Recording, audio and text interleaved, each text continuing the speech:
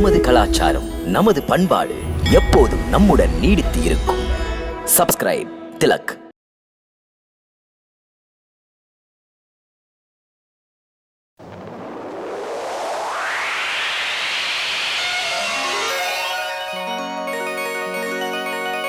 விக்ரம் விக்ரம் விக்ரம் வேதாளம் செய்யும் ஜாலம். விக்ரம் விக்ரம் விக்ரம் வேதாளம் செய்யும் ஜாலம். விக்ரம் விக்ரம் விக்ரம் வேதாளம் செய்யும் ஜாலம். விக்ரம் விக்ரம் விக்ரம் வேதாளம் செய்யும் ஜாலம். விக்ரமாதித்தன் வீரன் மாவீரன் சக்கரவர்த்தியின் சாகச கதைகள்.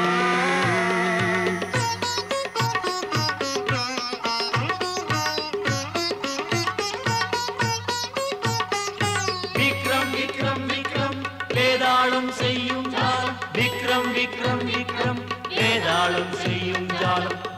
விக்ரமாதித்தன் வீரன் மாவீரன் சக்கரவர்த்தியின் சாகச கதைகள்.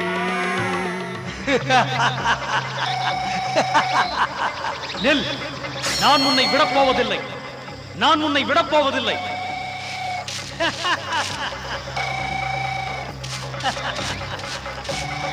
விக்ரமா, பார்த்தாயா? என் பின்னால் ஓடி வராதே. உன் பிடிக்குள் அடங்குபவன் இந்த வேதாளம் அல்ல.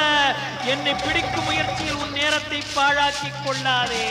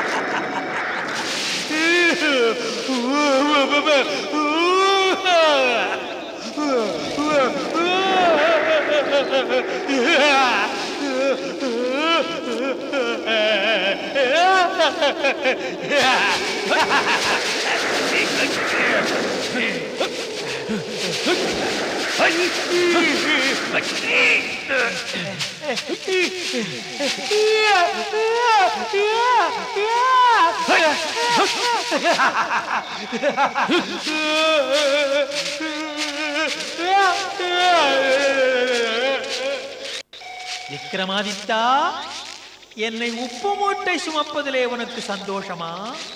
விசித்திரமான உலகத்தை பற்றி, விந்தையான மனித இயல்புகளை பற்றி உனக்கும் தெரிய வேண்டும், நானும் சொல்ல வேண்டும். கர்மமே கண்ணாயிருக்கிறாய், கதை சொன்னாலாவது பதில் சொல்ல வாயிட்டிருப்பாயா என்று பார்க்கிறேன். அது ஒன்றும் கஷ்டமில்லை. நான் இன்று உனக்கு ஒரு புதிய கதை சொல்ல போகிறேன், கேள். அழகுமிக்க ஒரு நகரம் மங்களா. என்ன பெயர் சொன்னேன்? மங்களா. அதை ஆண்ட அரசனின் பெயர் ரூபசேனன். அவன் அழுதவர் கண்ணீரை துடைப்பான். இல்லை என்றால் அவனுக்கு இரவிலே உறக்கம் வராது. அதே அரசன் வாழும் நகரத்துக்கு அருகில் ஒருவன் இருந்தான். அவன் பெயர் வீரவர்மன். 503, 504, 505. இப்படியே செய்தால் குடும்பம் எப்படி நடக்கும்? 507.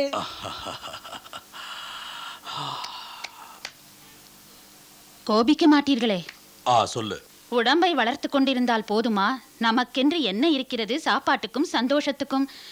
நாளை எப்படி நடக்கும் என்று நினைக்க மறந்தால் நம் குழந்தைகளின் கதி என்னாவது? அடியே, நான் ஏன் உடம்பை இப்படி எல்லாம் காப்பாற்றுகிறேன்? நல்ல வேலைக்கு போக வேண்டும் என்பதற்காக. எந்த வேலைக்கு போக போகிறீர்கள்? நமது மன்னர் ரூபசேனரை உனக்கு தெரியுமா? சொல்லுவார்கள். மன்னருக்கு மெய்காப்பாளனாவேன், மன்னருக்கு சேனாதிபதியாவேன். இதை இங்கே சொல்லிக் கொண்டிருந்தால் போனால் தானே வேலை தருவார். தண்டால் எடுத்தால் போதுமா? சரியாக சொன்னாய். இப்போதே செல்கிறேன்.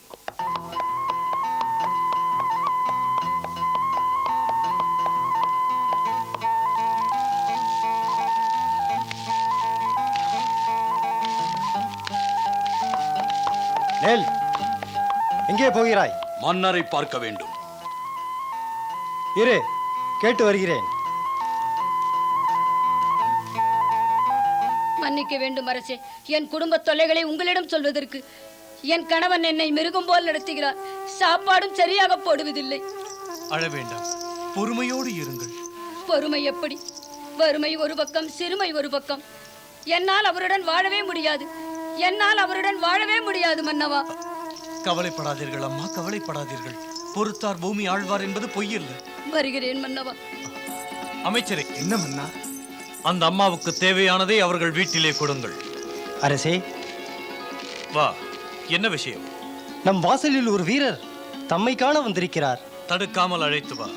பாவம் தாகமாயிருந்தால் மோர் கொடு, பசியாயிருந்தால் உணவு கொடு, அவன் குதிரைக்கு தீனி கொடு. நானே பார்க்கிறேன்.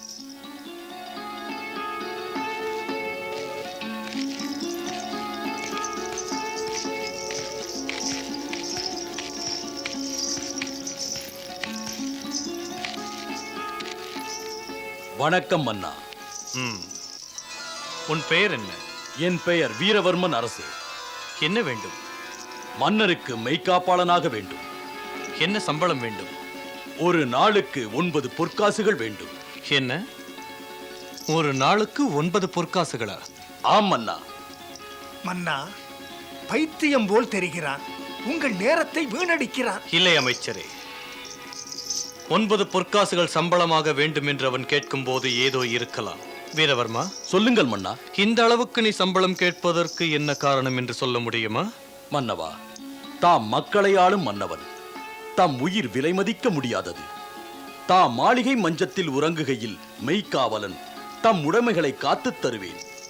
தம் உயிரை காப்பாற்றுவதற்காக குறைந்த சம்பளம் வாங்கினால் தம் விலை மதிக்க முடியாத உயிருக்கு அவமானம். மன்னவா, பணிபுரிவதில் திறமையில்லை எனில் போய்விடு என்று தாம் சொல்லலாம். நல்லது, அப்படியானால் உன் திறமையை என்னிடம் காட்டு. காட்டுகிறேன் மன்னவா.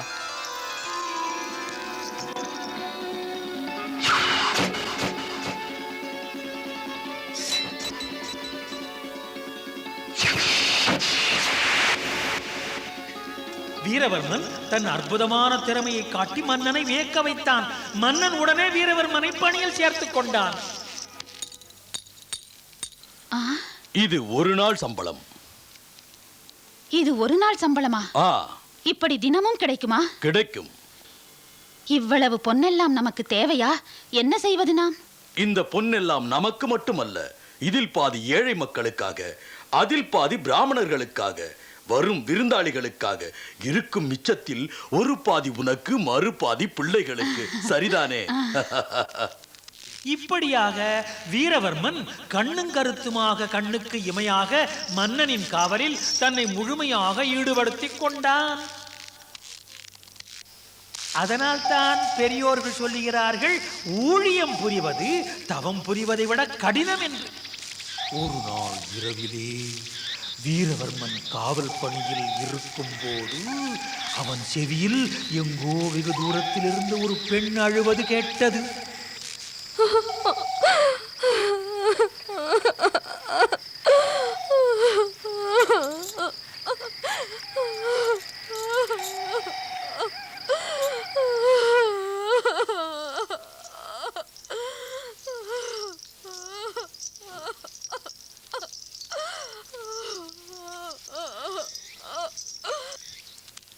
யாரோ ஒரு பெண்ணின் அழுகுரல் கேட்கிறதல்லவா?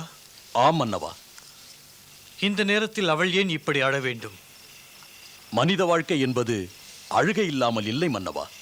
சென்று அவள் அழும் காரணம் அறிந்து வா. காரணத்தை என்னிடம் சொல். ஆகட்டும் மன்னா.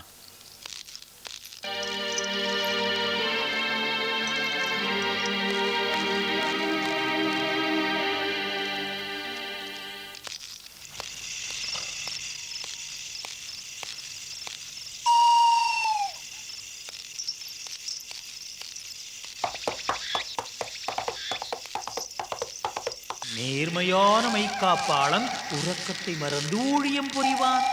கொடுத்த உத்தரவுக்கு நல்லவன் வேலை செய்வான்.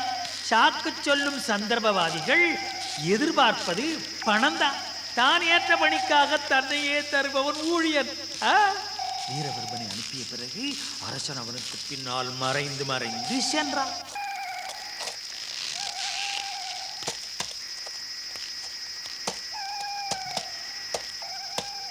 யாரம்மா நீ? ஏன் இங்கு அழுது கொண்டிருக்கிறாய்? யார்? வீரவர்மனா? உடனே இங்கிருந்து போய்விடு. என்னை மேலும் மேலும் அழவிடாதே, போய்விடு. உன்னை பற்றி சொல். பெண் அழுதால் பொறுக்க முடியவில்லையோ? இனிமேல் இந்த நாட்டில் இருக்க தகுதியே இல்லை. எல்லாமே அழிய போகிறது. அரசனும் இல்லை, மக்களும் இல்லை. அனைத்துமே அழிய போகிறது. அழிய போகிறது அனைத்துமே. மன்னனும் மக்களும் அழிவார்கள் என்று சொல்லும் பெண்ணே, உன் பெயர் என்ன? முகவரி என்ன? நீ யார் கேட்பதற்கு? நான் இந்த ராஜ்யம் ராஜா ரூபசேனனின் ராஜ்யலட்சுமி. ஆனால் என் பெருமை இனி அதிக நாள் இல்லை. ஏனென்றால் விதி ஒரு பூத வடிவத்தில் என் மன்னவனை அழிக்கப் போகிறது. இனி இந்த நாடு இருக்க போவதில்லை. நல்ல மனம் உள்ள என் மன்னர் மடிந்து விடுவாரா? ராஜா ரூபசேனரின் நாடு அழிய போகிறதா? இல்லை, அப்படி நடக்கக்கூடாது. வீரவர்மா, மன்னனுக்காகத்தான் நான் அழுதேன். காலத்தை கட்டுப்படுத்த யாருக்கும் சக்தி இல்லை. மன்னனை காப்பாற்ற முடியவில்லையே என்னால். பாருங்கள் அம்மா, இந்த அபாயத்தை போக்க உபாயம் என்ன? இருக்கிறது. என்ன வழி? என்ன? இங்கிருந்து ஒரு யோஜனை தூரத்தில் தெற்கு பக்கம் போனால் ஒரு குகையில் வாழ்கிறது காலதேவதை என்ற பூதம். அது பசியோடு இருக்கிறது, பயங்கர பசி. ராஜா ரூபசேனன் தான் அதன் பசிக்கு தீனி. மன்னர் ரூபசேனரின் மெய்க்காப்பாளன் நான். அவரை சாக விட மாட்டேன். மன்னரை காக்க வழி, காலதேவதையை மகிழ்விக்க நான் என்ன செய்ய? காலதேவதைக்கு பசி, அது கேட்பது தீனி. பசிக்கு தேவை சாப்பாடு தானே, சாப்பாடு. அதை தர யார் இருக்கிறார்? அரசருக்காக தியாகம் புரிவதற்கு யார் இருக்கிறார்? மாதா, நானும் என் குடும்பமும் மன்னருக்கே அர்ப்பணம். காலதேவதை அரசரை எதுவும் செய்ய விட மாட்டோம்.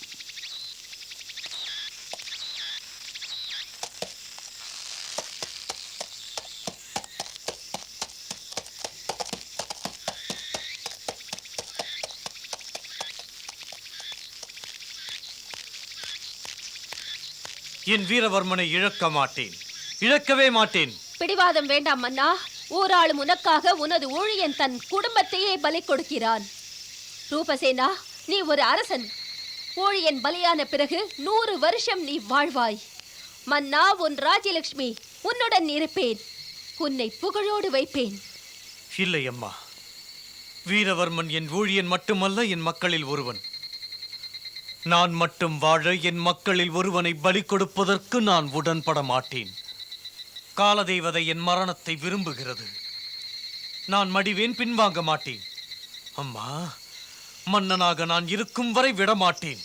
அப்படி சொல்லாதே அம்மா, என்னை தடுக்காதே. நீ போக கூடாது, போக கூடாது ரூபசேனா. இல்லை, மன்னனாக நான் இருக்கும் வரை விட மாட்டேன். போகாதே ரூபசேனா, போகாதே ரூபசேனா.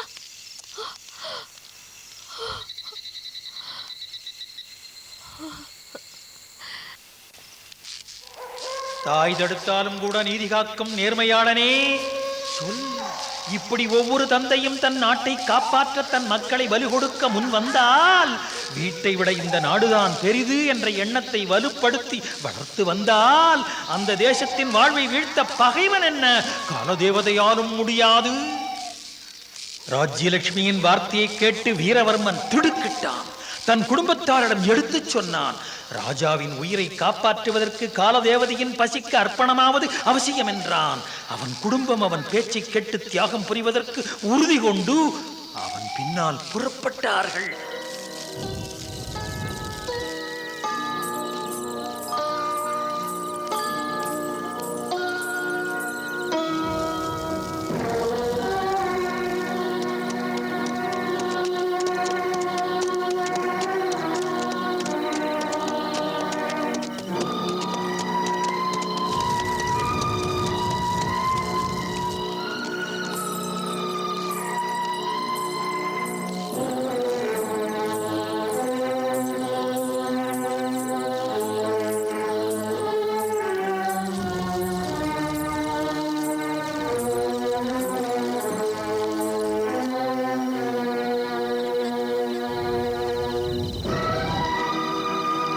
யாரடா நீ?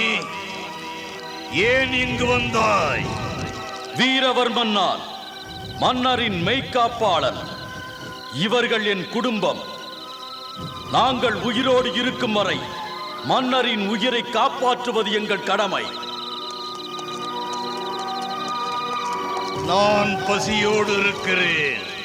தாங்க முடியாத பசியோடு இருக்கிறேன். என் பசியை தீர்ப்பவர் யார்? நானும் என் குடும்பமும். வா, பசி என்னையே தின்னுகிறது. வா வா.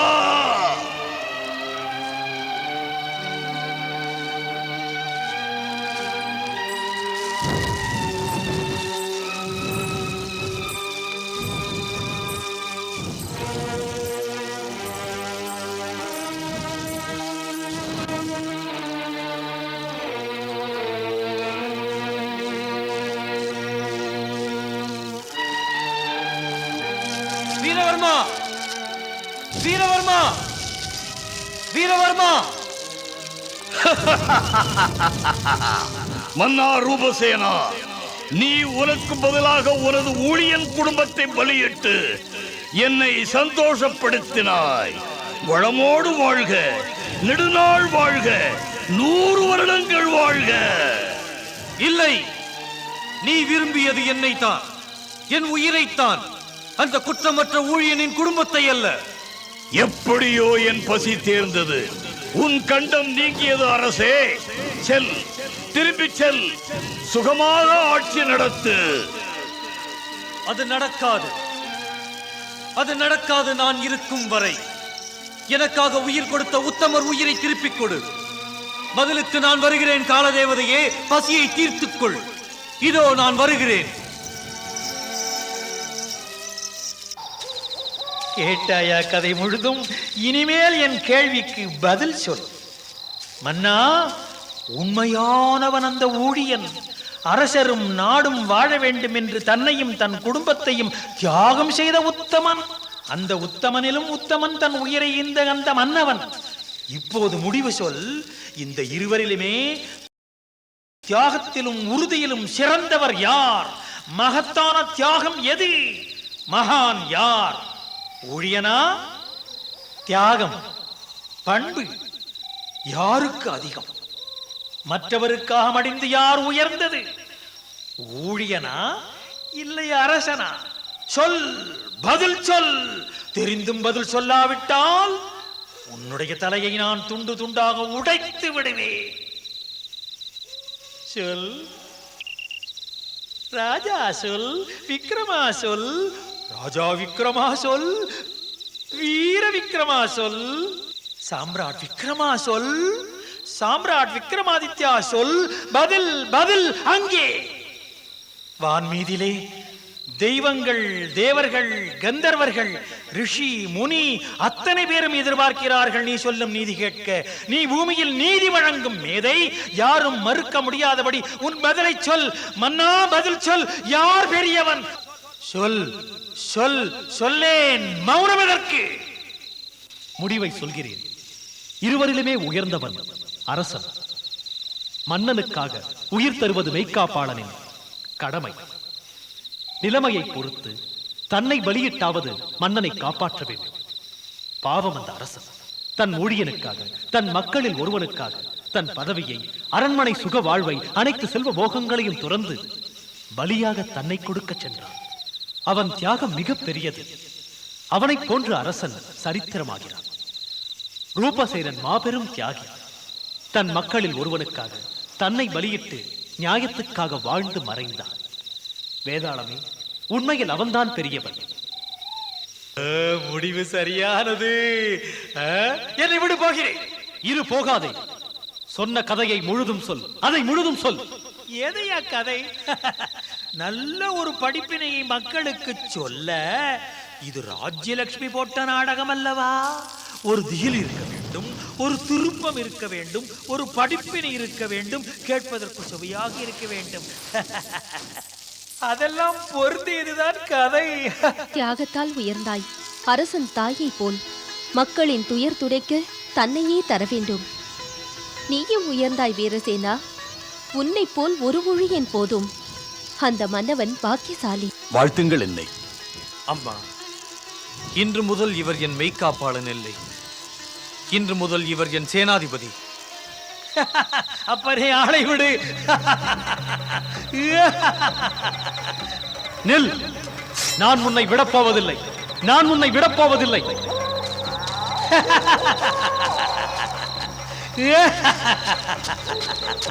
விக்ரமா, பார்த்தாயா? என் பின்னால் ஓடி வராதே. உன் பிடிக்குள் அடங்குபவன் இந்த வேதாளம் அல்ல. என்னை பிடிக்கும் முயற்சியில் உன் நேரத்தை பாழாக்கிக் கொள்ளாதே.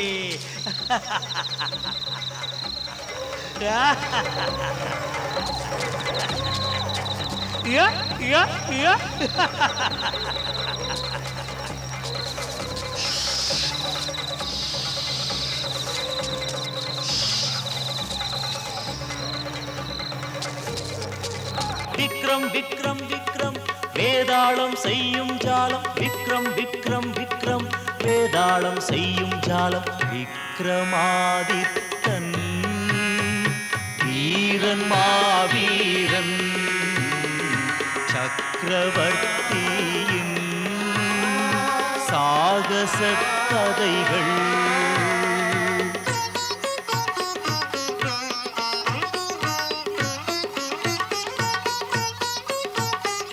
விக்ரம் விக்ரம் விக்ரம் வேதாளம் செய்யும் ஜாலம். விக்ரம் விக்ரம் விக்ரம் வேதாளம் செய்யும் ஜாலம். விக்ரமாதித்தன்